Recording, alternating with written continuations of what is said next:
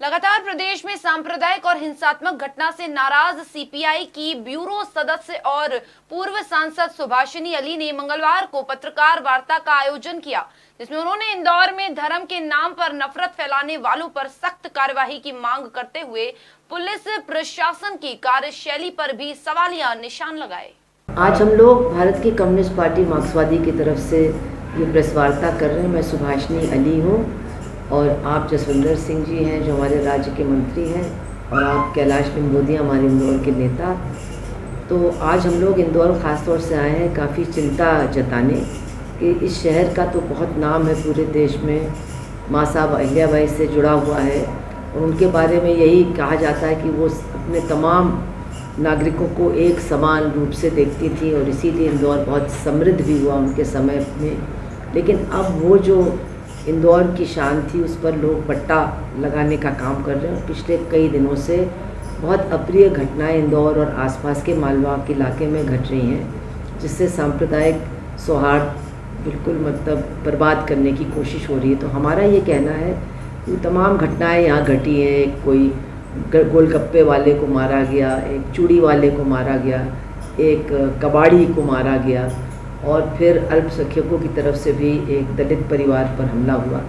तो हमारा ये कहना है कि इस तरह की घटनाओं के पीछे एक माहौल है जो लगातार बिगाड़ा जा रहा है, और उसमें प्रशासन की हम निंदा ये करना चाहते हैं कि वो एक नज़र से जो अपराधी हैं उनको नहीं देख रहा है। अगर अपराधी एक ऐसे संगठन के साथ जुड़े हैं जो सरकार के पक्ष में है तो उनके साथ बहुत नरमी बरती जाती है। वो चाहे जैसे भाषण दें, चाहे लोगों को मारें, चाहे गंदे नारे लगाएं, लेकिन उनको बहुत जल्दी छोड़ दिया जाता है। लेकिन अगर अल्पसंख्यकों की तरफ से कोई अप्रिय घटना होती है तो उनके साथ बहुत सख्ती बरती जाती है। हम सख्ती के विरोध में नहीं हैं, लेकिन सख्ती सबके साथ होनी चाहिए। ऐसा लग रहा है कि चिन्हित करके एक समुदाय के साथ ही ज़्यादा सख्ती की जा रही है, जो कि सही है। प्रशासन से यही हमारी मांग है कि इन तमाम घटनाओं में, नारे लगाने में, हिंसा भड़काने वाले भाषण देने वाले में, लोगों की मारपीट करने में, लोगों की गाड़ियों को तोड़ने में, और ये गरीब लोगों को बुरी तरह से पीटने में जो लोग भी दिखाई दिए हैं कि ये दोषी हैं, वो छिपी हुई बात नहीं है, उनके खिलाफ बहुत सख्ती होनी चाहिए। और अगर दूसरे समुदाय के लोगों की तरफ से भी कोई अपराध हुआ है तो निश्चित रूप से उसमें भी होना चाहिए, तभी जा कर के ये माहौल सुधरेगा। वरना कुछ लोगों के तो बहुत हौसले बुलंद हो जाएंगे और फिर हिंसा जो फैलेगी। अभी आप देखिए कि एक पान वाले को एक छोटे से विवाद के पीछे गोली से मार दिया गया। तो जब हिंसा का माहौल एक बार बन जाता है और हिंसा करने वालों का मन बढ़ जाता है तो फिर सब हिंसा के शिकार बन जाते हैं। पूरा समाज फिर बहुत बर्बादी की तरफ झोंका जाता है। अपना नाम बताइएगा। सुभाषिनी अली, मैं पूर्व सांसद हूँ कानपुर से, भारत की कम्युनिस्ट पार्टी मार्क्सवादी की पॉलिट ब्यूरो की सदस्य हूँ।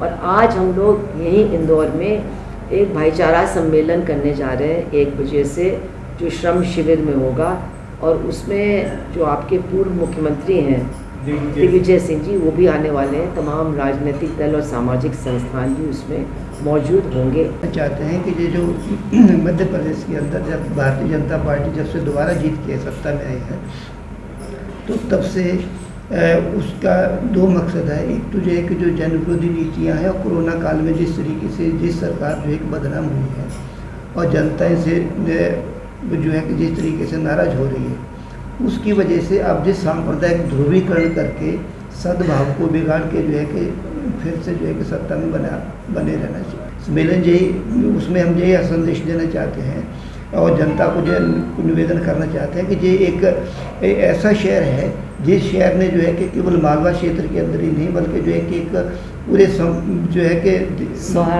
पूरे प्रदेश के अंदर जो है कि सौहार्द का एक वातावरण जो है तैयार करने में एक संदेश दिया है।